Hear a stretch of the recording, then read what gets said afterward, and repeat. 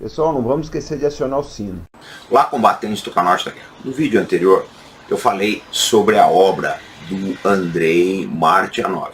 Mas nada melhor, né, para vocês entenderem o pensamento dele, vocês assistirem uma live, uma entrevista com ele. O doutor Alexandre Guerreiro, nós já entrevistamos aqui no canal, grande amigo nosso aí, um comentarista português, que eu falo sempre que os comentaristas lusos são os melhores do mundo, entrevistou o Andrei Martyanov.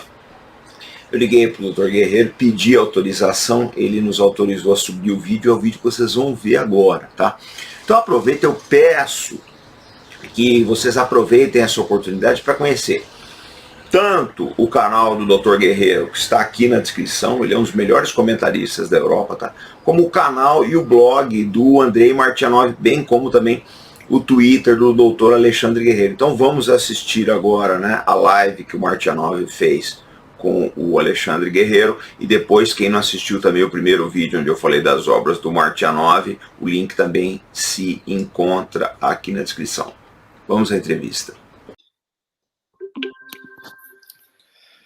Good evening or good afternoon, ladies and gentlemen, and also good morning for those that are now following us on my YouTube channel from the Americas, not only from Seattle, where my guest is actually presently, but also from any other location in North, Central, and as well as South America.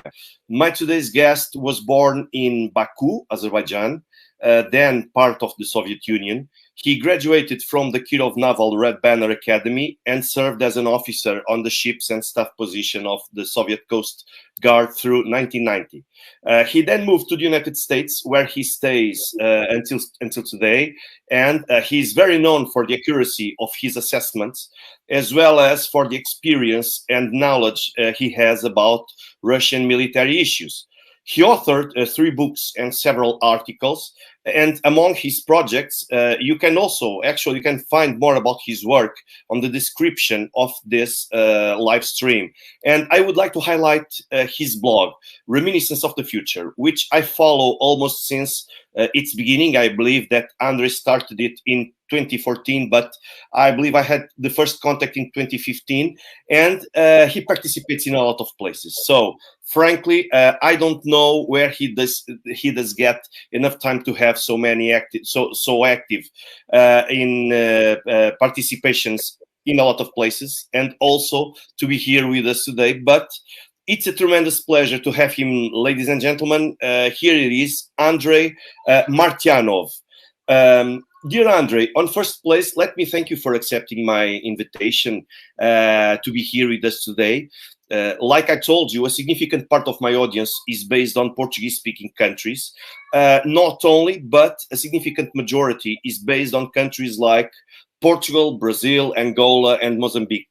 And I always like to start my conversation with my foreign guests by trying to realize if is there any kind of kinship between them and my country. So let me ask you, is this the first time you visit Portugal, so to speak? In terms of, no, I never visited Portugal, but I remember 1984 semi-final of the European Cup between French and Portuguese.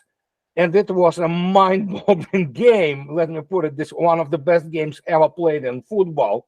I remember Shalana, obviously, at that time, and all kinds of, but yeah, I rooted for Portugal in the European Cup, so it's naturally. So yeah, that's the only kinship, so to speak, with the Portugal. And for Russians, Portugal was always there. Obviously everybody remembers Eusebio, no doubt about that. I mean, it's just like legend in his own right. So more along the lines of the football, to put it mildly, but that's how you learn about the world. I wish I was, I could visit, Lisbon and, those other beautiful places. So just, All right, at least then I believe this is the first time you can visit in a different way, of course. And yeah. I hope at least you enjoy and you can come here. We have been viewing possibility of going through, the Pyrenees, basically tour sort of. So Portugal obviously was on the list, but time. Everything have been completely screwed up since 2020 or 2020. So there we are. So yeah. Oh, nice. But you were born in Baku, capital of a former Soviet republic, and also located in the Caucasus region. Looking at Azerbaijan's main neighbors, we find out that Armenia has a long history with the Turks and with the Russians. Georgia was the birth country of Joseph Stalin, and Iran was hit by several Western attempts to meddle in the domestic politics. And at the same time, one must also remember that Adolf Hitler was eager to capture Azerbaijan. How was it to live in a country surrounded by these neighbors and by this history? Well, no, at that time it was the part of the Soviet Union, do not forget, and it was extremely internationalist, so to speak. Baku was always beautiful. I mean, today it's simply drop dead gorgeous city, you know, and it was always like that. Until, of course, Gorbachev came and things started to really just going, tearing on the seams. So, but other than that, even if you look at Baku today, it's absolutely stunning city, and it's a rich history. It was one of the key points on the Silk Road. Don't forget, it's an ancient city, and so I still kind of. Well, I was born there. You know, I do feel degree of kinship there. You know, although now it's completely independent country. It's definitely has strong Turkish leaning naturally. So, but yeah, it's the area itself was extremely, it's extraordinary in terms of history. You have Iran to the south of the Caspian Sea.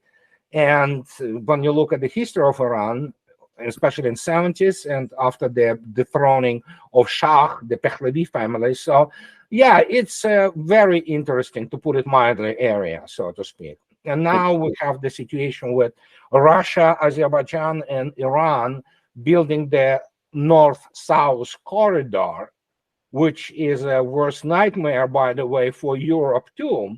But basically, the idea is to, and it's not just idea; it's being implemented as we speak. Basically, it's going to be something from Murmansk and straight down to basically one of the ports, Enzeli, most likely in Iran, and then by rail to the basically Indian Ocean and Persian Gulf. So we're talking about major transportation corridor. Do you believe that the old project of Europe from Lisbon to Vladivostok is presently being replaced by that kind of partnership? Oh, it's completely dead. It's completely dead. It's there was never really anything of substance in this project. And right now, as I already stated, Russia is isolating itself completely willingly, because actually that's the demand of Russian public, a majority of it. They ask for the Iron Curtain, not to allow any kind of, so to speak, cultural, influences from Europe. And if you look attentively at Russian legislature, State Duma, the laws which are being adopted and applauded by the overwhelming majority of Russian population, it is basically all contradictory into the extreme to whatever the cultural values Europe tries to actually develop within the Europe. So culturally, Russia is done with the modern Europe. There is nothing which really ties them together. And why do you believe is it so hard for people in the West to at least believe that the Russians support that kind of solution that you just mentioned, regardless of whether it is isolationism towards the West or not? But why do you believe it's so hard for people to believe that Putin and the Kremlin have the popular support? Well, for starters, we have to immediately understand that Western media, as in general, establishment media, they don't have journalists. Those are extremely badly educated people with a very low cultural level, highly uncultured, and so goes for the same for the so-called political elites. Most of them, they are people with a very limited worldview, zero life experiences. Most of them are professional politicians who went through many brainwashing programs, for example, in the Atlanticist community, so to speak, run by the United States, obviously, but also do not forget Europe traditionally, for example, many European people, and let's not just concentrate on the issue of elites, albeit they are the main culprit, but a large swath large portions of European population, they are naturally Russophobic. It's been like this for a long time now, and now it all came to the surface again. And you know what? Another difference today that Russians don't really care at all. I mean, how they perceived in the Europe, you know. And we have basically a repetition of the 1,000 or half a millennium, 500 years cycle of the Europeans, basically, you know, looking at Russia as the enemy, subhumans, you know, Untermensch and things of this nature. And the reason they do that, because, yeah, they are brainwashed. The situation with the education in the Europe is catastrophic. Look at Germany, which commits the suicide. Well, actually, it's already committed suicide. I don't think so they will recover. And when you look at this and you go around Europe, and when you see this, I mean, whatever is happening in Paris now, let me put it this way. They elected Macron, they elected those people, and each nation deserves the government it elects. No matter how we try to frame it that, oh, there was some kind of election irregularities. Maybe possible, but again, the same as in the United States. Were there irregularities? Possible, but again, half of the population voted for Mr. Biden. And now they say, oh, buyer's remorse. Well, you wanted it, you got it. Live with that, you know. And this is their Russian attitude now.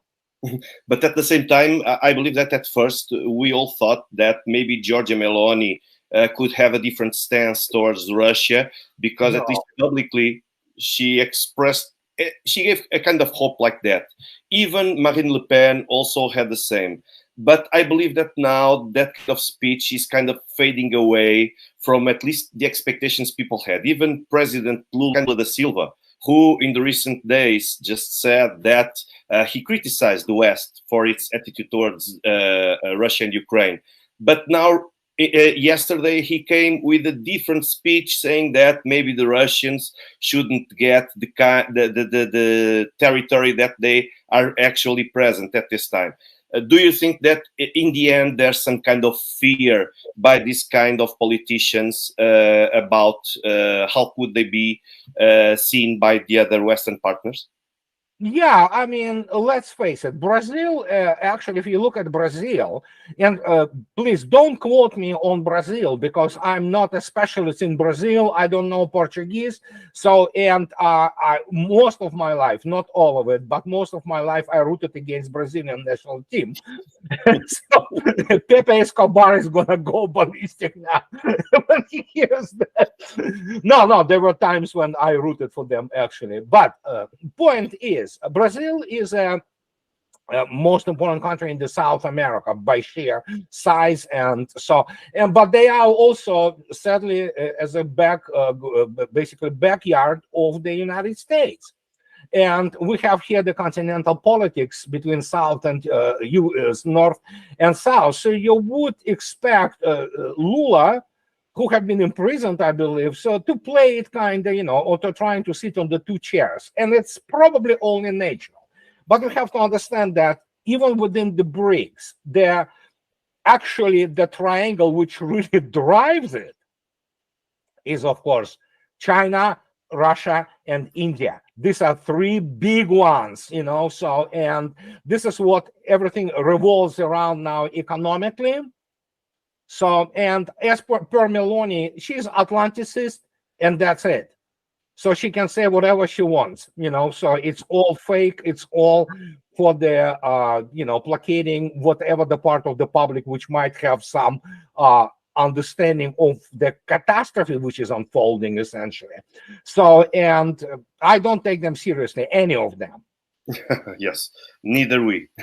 But you were in Azerbaijan on the 17th March 1991, when the Soviet Union referendum took place. According to the numbers, no, I wasn't already then. I wasn't already then. No. But the point is, I know where you're going with this. Azerbaijan was 1 second after the Russian Federation Republic, where 78%, I believe, voted for preservation of the Soviet Union. 94%. Yeah. So there you go. So, and you know, it's difficult to explain now. But again, it's water under the bridge. The Soviet Union was demolished, primarily for the internal reasons, and it's kind of what are you gonna do? You know. So. But do you believe that there's some kind of feeling presently in Azerbaijan that people miss the times when they belonged to the Soviet Union, or not really? Some of them are, of course, no doubt about it. And do not forget, Azerbaijan has, it's not official, but Russian language is widely used in Azerbaijan. And there are many public schools which they have those Russian sectors where they speak Russian, they teach in Russian. And so it's, do not forget about Aliyev family. And no matter what everybody says, and there certainly there are reasons to believe that there is a corruption and things of this nature happening there. But the point is, Gidar Aliyev, the father of Ilham Aliyev, the president of, they were very good friends with Vladimir Putin. Mm-hmm. Do not forget, when Gidar Aliyev died, Vladimir Putin was there at his funeral. And there's a lot of personal relations between Aliyev family and Vladimir Putin. So it's a very important factor. Okay. So, and what made you go to the United States of America? I know that I have read in a lot of places that you took part in the events in the Caucasus, which led to the collapse of the Soviet Union. I know that, but many of our viewers don't know the history behind it. What actually made you go to the United States of America? Like you said, on 1991, you weren't already in Azerbaijan. Yeah, after the events of 1988 and 1990, and Karabakh war kind of swinging in full power, first, I already by that time, I retired. Because of the health issues, they didn't have simply the position for me of not going to sea, because I was disqualified from going to sea because of I had the issues with the ulcers on the stomach. And at that time, especially on the types of the ships we served, it was basically verboten, forbidden, So they found me the temporary position as the flag specialist in the staff of the brigade, but then there were other things which I had to consider, and the Soviet Union started to basically disintegrate. Soviet Union didn't just die on the 1991 when Shukhevich, Kravchuk, and Yeltsin signed the dissolution papers. It was dying already since 87, 88, and that I'm not going to be talking about the ethnic dynamics there. But the 88 through 90 were absolute chaos, which was happening in Soviet Union, and especially its ethnic fringes, so to speak, different nationalities.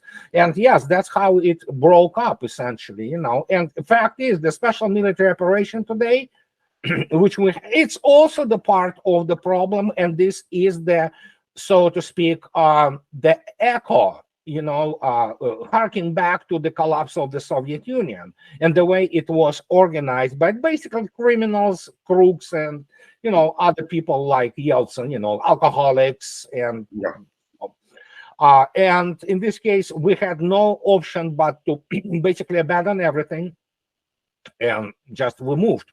Okay, nice. Having in mind your third book, Disintegration Indicators of the Coming American Collapse, you actually support the idea that the United States are failing on their several attempts to remain as a global superpower.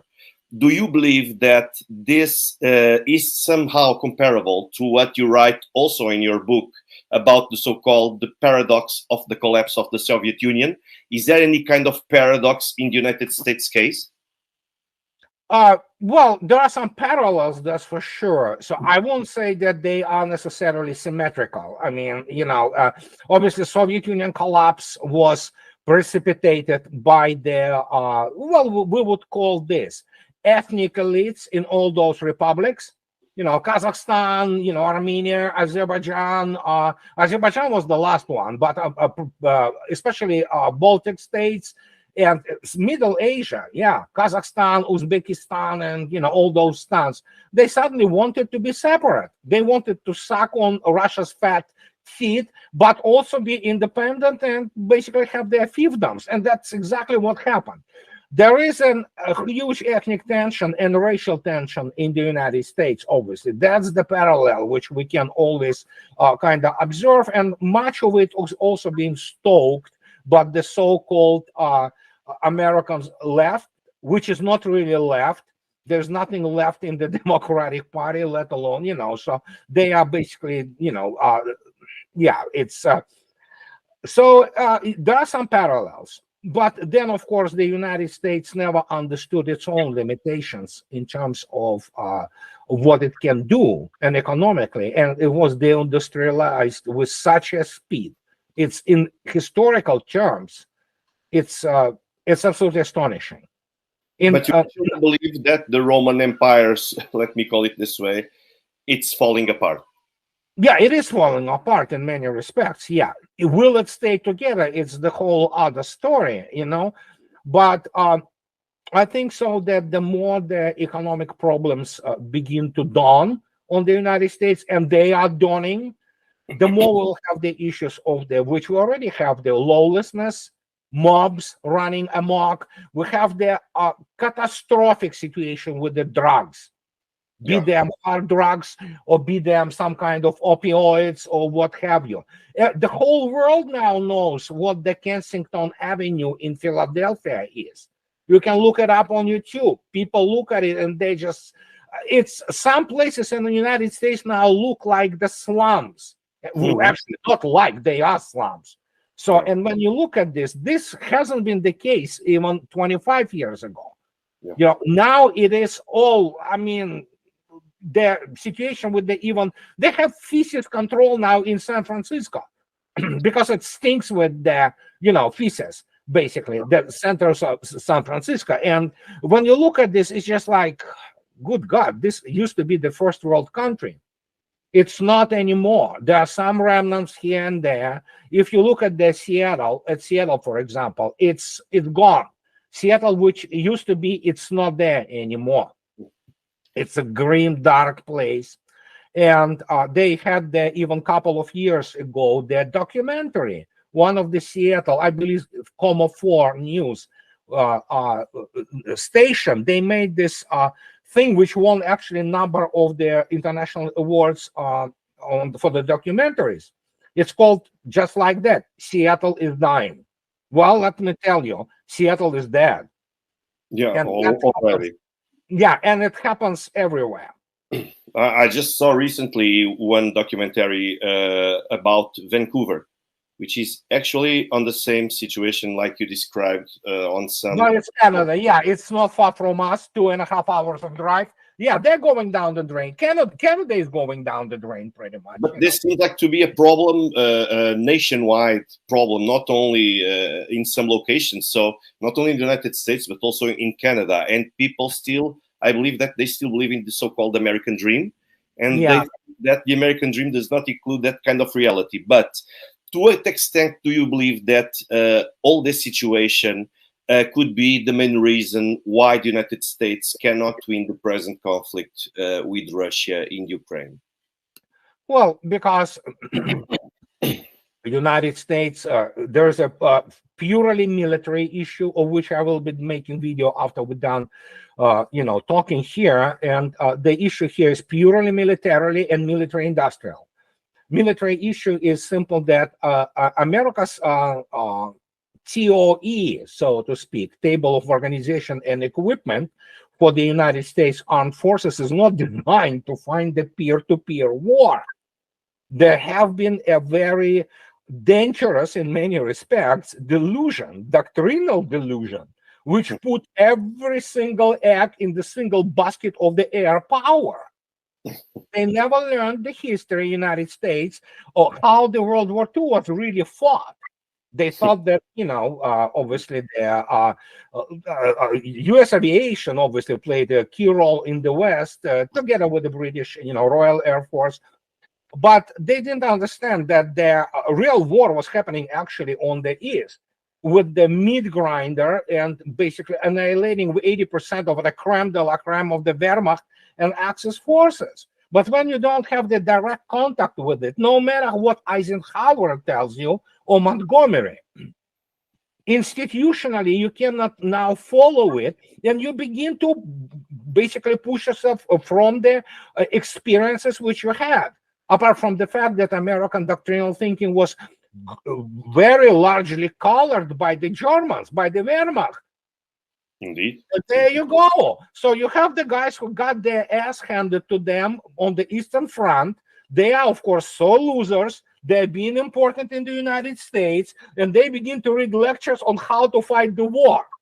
The question, obviously, guys, you just lost one, okay? The greatest war in the, and then, of course, this thinking colors American military thinking. And when you look at this, it just, they took a lot from Wehrmacht, and they didn't study much of the Red Army. Indeed. And then when you suddenly, and guess what? Then suddenly you get involved into this war, and you understand that you don't have industry even to support it, because real war is, that's the real war. And so it means that, for example, the Russian military doctrine might include at least some kind of planning in the long term that now allows Putin to say yes to this kind of special military intervention. Is that it? Because he knows that he has enough resources. Yeah, it's all about resources based. And Russians are, I know professionally, have background on it. Russian general staff, Russians war colleges, military academy. They stick you with all those operational training type things, not just tactics. And you study theory of operations. And theory of operations is all about how you operate those networks, how you calculate required forces, what it takes to supply those forces, and things of this nature. And then you have those guys from Pentagon who lost to Iraq and lost to Afghanistan with the guys with the sandals, AK-47s, and RPG. And they want to fight not just peer power. Some Russian military technologies are absolutely deadly. The United States will not have them for a long time, if ever. And then they encounter this, and of course their jaw drops. And the only things their plan goes immediately bust within the first months of the operation, because they think that they are good at planning. They are not. No, yeah. They thought that the Russian economy at least was going to sink in a record time. And how could they think about that? Very simple. They think that General Patton was great general. Yeah, they think that what you produce, those virtual money, are a real economy. In Holland and in Germany now, the prostitution and drug use is counted as a gross domestic product. So what do you expect? The real size of American economy is smaller, and we're talking about tangible, is smaller than that of India. Forget China. China dwarfs United States economically. When I tell people China produces 12 times more steel than the United States and 3.5 times more automobiles than the United States. Some people don't even understand those things. And now there's another thing. Russia produces as much steel as the United States. And we're talking about the aerospace, we're talking about the other things, and then they cannot even grasp this because they are not taught this. They taught modern monetary theory, they taught finances. Not that finances are not important, but they are taught finances from the point of view of Wall Street, how to make money. And they make money out of thin air by creating those virtual economy. And then suddenly they think that, oh yeah, let's write out this 23 trillion GDP. Well, in reality, it's probably around 8, in real terms. Not to speak about the national debt, and they go against the country, which is, my gosh, they should study Russia's history. They don't understand what Russian military-industrial complex is. They believe in this, those delusions which dissidents like Solzhenitsyn and others, and current dissidents and liberal so-called opposition, while in reality, most of them, they're front for many NGOs, American and European. They tell them what they want to hear. Yeah. And then now you have the sudden, encounter with the reality, and oh my God, we are screwed. Of course, you are screwed. Russia can use 3,000 tanks a year if need be. So there you go. And the cherry on the bottom, on the top of the cake, is actually that ideology of the gender equality and the LGBT on the top of the hierarchy of the U.S. Army, for example. And there's a commandment that must be followed. But at the same time, I think it's very weird here in the West that people don't understand the Russian military approach. In case, for example, the strategy of attrition that Russia has in order to let the other side, the enemy, falls by itself with the time going on. But at the same time, here people think that withdrawals, strategic withdrawals, actually are losses. It's so hard to try to explain, but what does this has to do with the Russian identity? Well, those people who think so, they are definitely militarily incompetent. As they saw this Gulf War I thing where they beat the crap, pardon my French, from some third-rate military which was underarmed and trained. Much of it was actually illiterate. So, and they like, oh my God. Well, and obviously Iraqis didn't have air force per se. They had the air defense of the times, for biblical times and things of this nature, And they think, oh my God, we did this, Well, yeah, sure. You can do there some kind of those maneuver warfare, but in reality, Russians knew from the get-go that they will be fighting not just Ukraine, and that eventually the West will be completely throwing everything they got behind Ukraine. So, and that is why they allowed the combined West to invest heavily into this. And now you see yourself, they are Russians Russians are currently in the strategic defense position. Strategic defense absolutely doesn't mean that you do not attack. You attack. In fact, it is from the strategic defense where the counter offensives usually start, So, and you look at this, and they throw everything into these meat grinder, and Russians say, yeah, give me more. Because they also keep a classic Russian idea of the, let's keep the cauldron open a little bit, and let them try to supply it even more, because the more they supply it, the more they annihilate it on the way in and on the way out. And you have this basically enclosed circle of the recycling of the personnel. Does it sound horrible? Absolutely.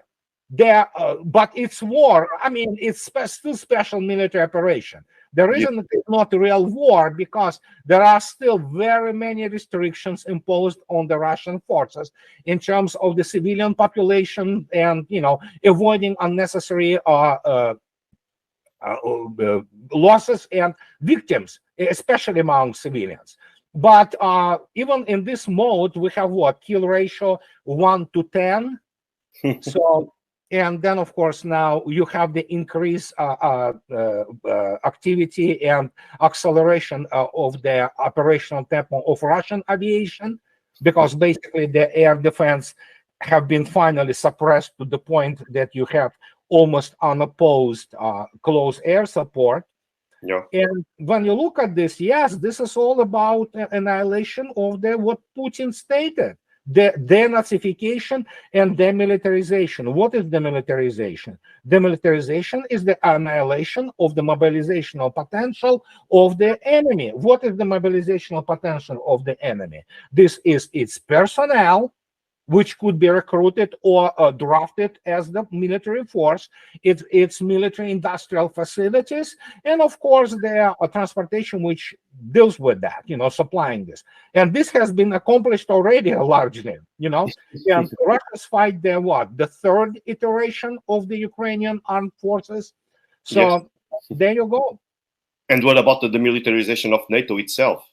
Yes, it's as I already stated, when they try to push this idea about this. Oh my God, we're going to send Challenger. Oh my God, we'll send the Leopard 2. Russians said, please send them in, because we know.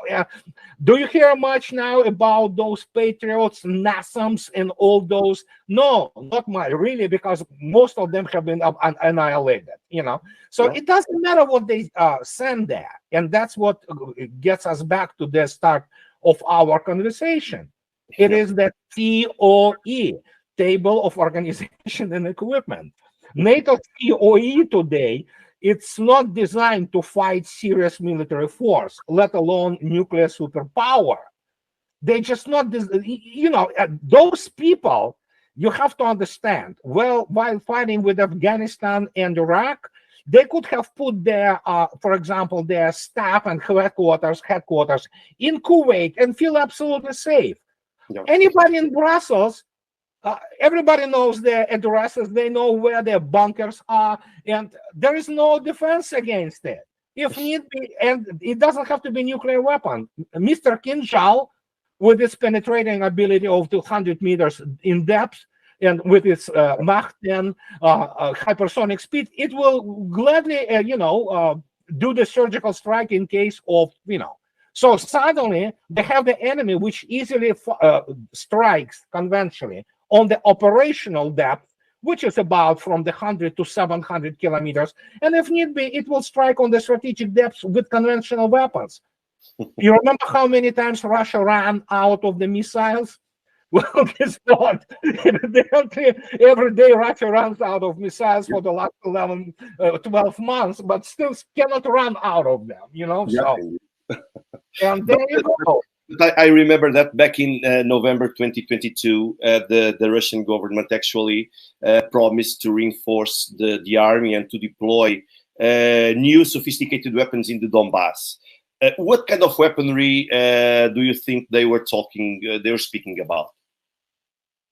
Oh, well, I think so. What they were talking about was primarily electronic warfare, which evidently has a dramatic effect. For example, just recent news, even Raytheon and White House sort of, that's mostly through their propaganda outlets like Washington Post and New York Times, they have to admit that JDAMs, all those, the gliding smart bombs, they are not working there. You know why? Because the signal is suppressed, they miss.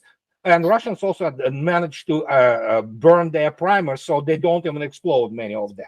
Not only they miss. So, and when you look at these weapons, and there is another story which many still do not want to reconcile themselves in the West. The performance of Russian air defense is astounding. It is mind-boggling. There was never in the history anything like this. I am kind of salivating when the first official reports after the end of the major hostilities will start to pour out, because I want to see the numbers of Russian air defense, because it is mind-boggling. No. So it completely overturns the whole concept of the NATO. At first it was the land-air battle, now it's multi-domain battle.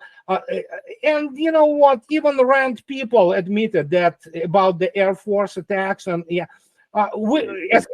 Rachmanik, the big honcho in RAND Corporation for air operation, admitted, if we fight Russia or China, let alone them together, we get our ass handed to us on the plate, because we will not be able to actually take off most of, get airborne most of our aircraft. They will be annihilated on the ground. And then, of course, after that, you see what happened, Yeah. And when you look at these numbers, it's just, they sit there. I am on record. You can quote me on that. In Pentagon, they sit with their jaws on the floor. They never saw anything like this in their lives. And that's a real shock and awe, because Russians fighting there, not just rather robust.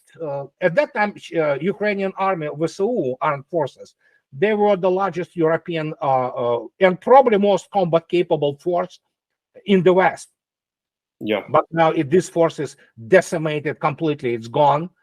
And now you have the NATO equipment being, obliterated in the industrial quantities. Absolutely. But at the same time, you were a Navy official. But we haven't seen much of Russian Navy. Correct me if I'm wrong, but I don't think we haven't seen much of Russian Navy so far. Is this some kind of trick that soon we will see, or? No. Russian Navy was actively involved in the standoff weapons. Don't forget, Caspian Flotilla, Black Sea Fleet. They strike targets all the time. They use 3 M14 calibers. So the forces of the Black Sea Fleet and Caspian Flotilla are engaged very much so. But don't forget that Russian Navy is it's a strategic force. And let me put it this way. U.S. Navy and NATO navies have a lot of their underwater submarine assets right now in the ocean. Guess what? It means that Russian Navy has to deal with the anti-submarine warfare issues. So there's a lot of activity going on there. It's just that obviously it is not as, because you have to understand the naval warfare is completely different story altogether, and God forbids if somebody is sunk, like many people assume was the case with cruiser Moskva. Now I can tell you one thing. I do not know the whole story, but it is absolutely almost 99% probability fact, which was established. These were not Ukrainian or British or whatever American anti-ship missiles. Something happened on board of the cruiser itself. Yeah. And we can speculate here whatever you want, but no, it hasn't been sunk by NATO weapons or by Ukrainian weapons. We can obviously kind of tacitly admit that it could have been the sabotage, but we don't know. Like it happened in other military bases, not only in Crimea, but elsewhere. That actually happened. It could be and at the same time, it could serve as a propaganda in order to inspire the Ukrainians to continue fighting and to believe that they are actually being effective. But at the same time, what I regret the most is that in many Telegram channels, I stopped watching them and reading them because a lot of those analysts, commentators, they tend to follow a certain narrative that I don't think has much to do with military tactics and military reality. No. Most of Telegram channels on this matter, they are manned by people who are absolutely amateurs, including many of those military reporters who have zero military background. Certainly, many people can put on the helmet, and full metal jacket, and run around the front lines. And it takes obviously some courage, no doubt about it. But unless you have a professional military background, I don't read the Telegram channels. Although funny enough, today some Telegram channels send me the offer, can you work for us? We're going to pay you, just commenting on things. Hey, I don't even have Telegram channel. It's a horrible platform. And, we'll see. But the point is, I agree with you. Most of those military reporters and Telegram channel analysts, they're neither. They're basically hype, people who use hype to promote their own agenda and make money. Finance. That for 7 years I worked for the Portuguese intelligence services, and one thing that we wanted more than nothing else wasn't the assessments. We just wanted the facts. Then with the facts, we can make and produce our own assessments. Exactly. That's the most independent way to create intelligence and reliable information. But I don't think that this actually happens presently because people tend to follow and to believe the narratives that actually confirm their own beliefs and their wishful thinking, actually. So I think this actually prejudices and creates some kind of hysteria in the society. But on the ground, many people start to face reality because now they see that the so-called Ukrainian counteroffensive, that it was supposed to be in the last fall, then now spring, summer. When can we actually expect any kind of Ukrainian counteroffensive? What do you think, if any, of course? well, first we have to start with the fact that nobody ever informs anybody about what they're going to do in terms of counteroffensive or anything else to start with. Yeah. And here we have the issue, which I am on record, and again, you can quote me. People in Washington and in the European capitals, they are so incompetent that the only thing they can do is to create narratives. That's why they cannot run, they cannot govern, they cannot militarily plan, they don't understand how real economy works. So not all of them, but majority. And that is why they need to live in narratives. And don't forget, practically all of the Western politics today is reduced to the show. It's basically show off. And it's a show business, basically. And that's why you have to constantly create those narratives. So, counteroffensive. We live in the 21st century, you know. If you remember the Operation Citadel in July 1943, Russians were assuming that Hitler will try to snipe out this, you know, bulge around the Kursk, because it was only natural strategic direction. And that's why Zhukov, Rokossovsky, you know, and Vasilevsky, they say, okay, we're making the defense here. But they had very little data, you know, in terms of, so obviously they had the Red Orchestra, which was warning them. They had other German officers and people who have been captured or surrendered who said, yeah, something big is coming in July.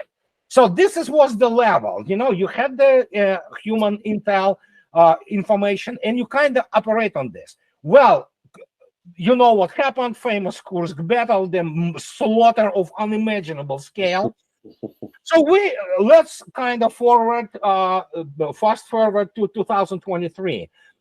We live in the world of the ISR, Intelligence, Surveillance, and Reconnaissance Complex, which is for people even in 1960s and would have been read as the science fiction.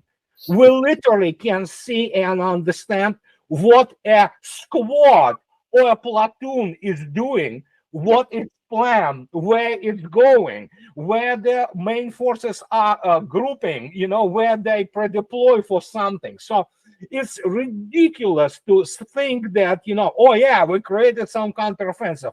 The Russians know, for example, that between present Artyomovsk, Bakhmut, and Chasiv Yar, they have a grouping of about 80,000 personnel, the armed forces of Ukraine. It's the last resource, essentially. So it doesn't mean that they throw 80,000 simultaneously. You have to have the appropriate logistics. You have to have appropriate transportation. You have to have appropriate forces to do anything. And when you are stretched constantly, that was Russian strategy from the get-go. You are stretched constantly along the 1,000+ kilometers front. What are you going to do? How are you going to concentrate forces when you know that Russians have the same satellites as Americans do? Americans feed their information about Russian moves to armed forces of Ukraine, but Russians have superb constellation and they have superb human intel on the ground there. So, I mean, it's ridiculous, you know. So, yeah, sure, let them attack at Zaporizhzhia to Melitopol. They want to cut this thing. Yes, Russians are so stupid, they do not even understand what is going on. It's ridiculous, you know. So, yeah, they will try to do something for the PR purpose. Yeah. Obviously, they will start doing something. They will encounter the first line of defense. There will be a slaughter there, you know. And everything what they were using in terms of the armor, it will be probably destroyed already on the first line. So, but good luck, you know.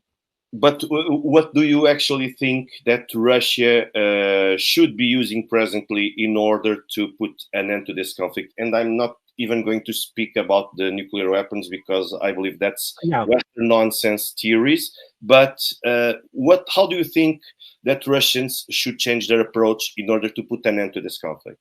Oh, no changing of the approach for now. Because it suits Russia very well, because it does what have been from the get-go a grand strategy objective, which is demilitarization. I'm sorry to say, but yes, it is killing as many enemy as possible. This is the part of the war. And why do you have to go to enemy when you allow the enemy go to you?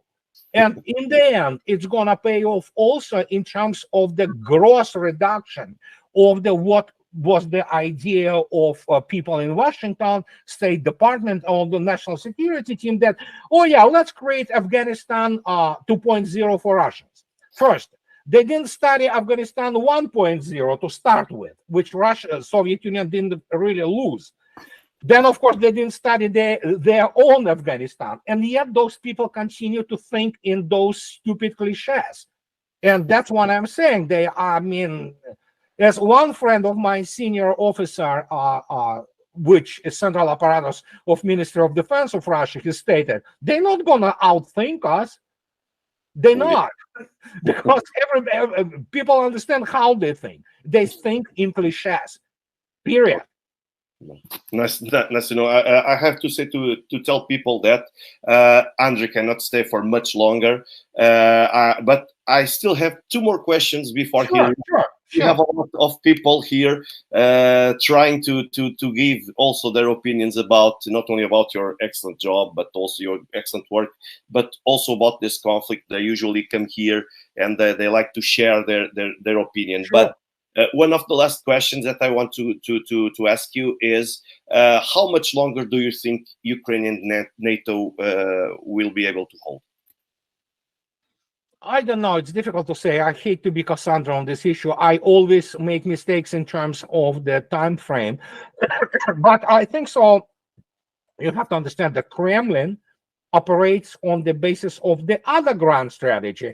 And one of the part of the grand strategy, you probably remember in December 2021, so-called Russian ultimatum.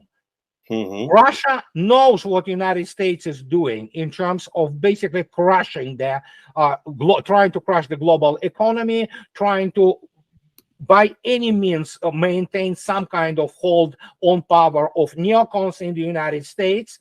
They also understand what is happening to Europe. The trend is absolutely clear that Europe will suffer even more until it actually happens some social upheaval, which we can only imagine. We look at France, for example.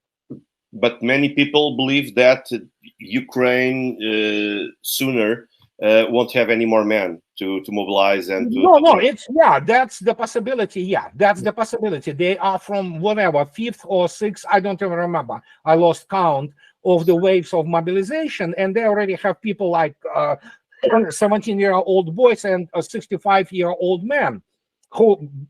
Yeah, we get this, but you have to understand, Ukraine is a small fish.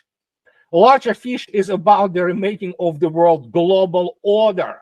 And you cannot remake this global order until you put the West in its appropriate place and reshuffle the whole power structure, power balance. And that's what and again, you can quote me on that.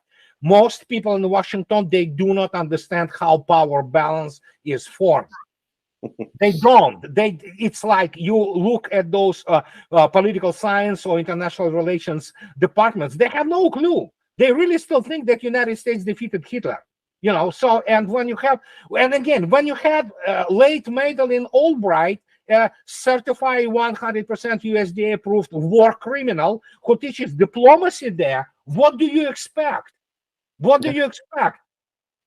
And that's what it is. But maybe people presently, not only in Russia, but here in the West, I always advise people, please read Carl Schmitt. Because Carl Schmitt is still a great author that allows us to understand how not only Russia sees the geopolitics, but also how every country in the world should see and look at geopolitics. Carl Schmitt, he's still very, very, very present, and I don't see many people speaking about him. And right?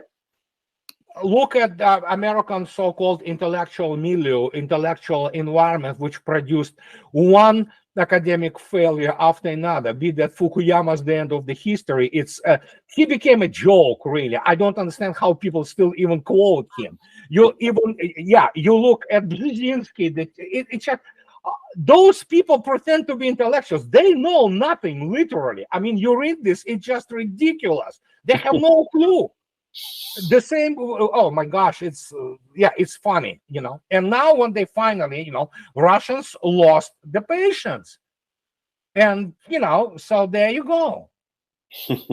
No, because I think it's quite fancy to mention some authors and to mix some ideas and to seem, well, I'm very intelligent and I have a vision no one else has. Maybe there's a reason why only that person sees that way, but this is a problem that they all have to deal with. One last question, Andrei. What do you think actually people should know about Russia and Ukraine? I know, and I've read your contents about you were quite skeptical about who was behind the attack against Vladimir Tatarsky. I read your opinion, I followed your opinion there. And at the same time, do you believe that in the future Ukraine could pose a threat to Russia in the similar to the threat ISIS presently does, not only to Russia but to other countries? I mean, as an asymmetrical threat. No, there should be obviously some, so to speak, blowback, if you wish, you know, and depending on what will be left of Ukraine, I think so it's going to be reduced to primarily several oblasts around Kiev, you know, and eventually Russia will deal with this land bridge between Kherson and Transnistria, which implies the Odessa and Nikolaev. Will there be asymmetry? Oh, absolutely. The special services in the West and the NATO will continue to provide some kind of the support, and you know, but again, there is FSB. It has been pretty, how to put it, effective for the most part, to putting down those asymmetrical threats. And again, don't forget, ISIS.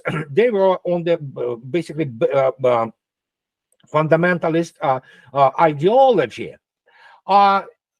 What it takes in Ukraine, even considering the incredible level of brainwashing of the population, it takes really not that much to reduce this threat asymmetrical dramatically. Just look at Mariupol and those oblasts in Ukraine. Yes, there is still a Ukrainian element. Yes, there are diversionary groups. But look at Mariupol, the way it is being restored, and people get their new flats, and their, you know, normal life is returning. This is the main thing. And of course, after that, there are hidden, not always, you know, PR-driven work starts when people begin to say, "Hey, we live much better than, you know, we did before." And believe me, once they get the most shocking thing for any Ukrainian who goes to Russia is the fact that they are told that Russians don't have enough toilets, and they steal toilets, and that use microchips from washing machines, and that when Russians enter former Ukrainian territories, they begin to take those, you know, it's like, yeah, okay. And then, of course, get them to Russia. Not necessarily to Moscow, because Moscow is overwhelming even for many Americans, because they never saw it. I'm talking about, like, you know, just regular, like Belgorod, you know, Krasnodar, or, you know, Perm, like, you live much better than we ever did. Yeah, I mean, well, the worst part for them is that Russians begin to live better than Europeans. That's another thing which is absolutely mind-boggling, and that's what many people do not understand. Indeed, people should go to Moscow. I always say this to people, because even according to the United Nations Habitat, Moscow was considered the best metropolis to live, with best quality of life over dozens of other cities. So this is just straight facts. But if people get to know Moscow and other Russian cities, they will fall in love for the city and for everything that it has. Mr. Andrei Martyanov, thank you very much for joining and for being with us today, and for helping us to understand Russia and all this conflict at the same time. I hope to see you here again, and to have you here in the future. And also my audience, my viewers, maybe later you can find here people sending some comments to you and thanking you for your impressive job. So I'm just going to say goodbye to them, and then please just don't leave this meeting yet. I just want to give you a few words after this. But thank you everyone who was here joining and following our conversation. I hope you keep watching our forthcoming events and also our forthcoming live streams with the assessment on the Ukrainian conflict. Thank you very much and have a great day, everyone.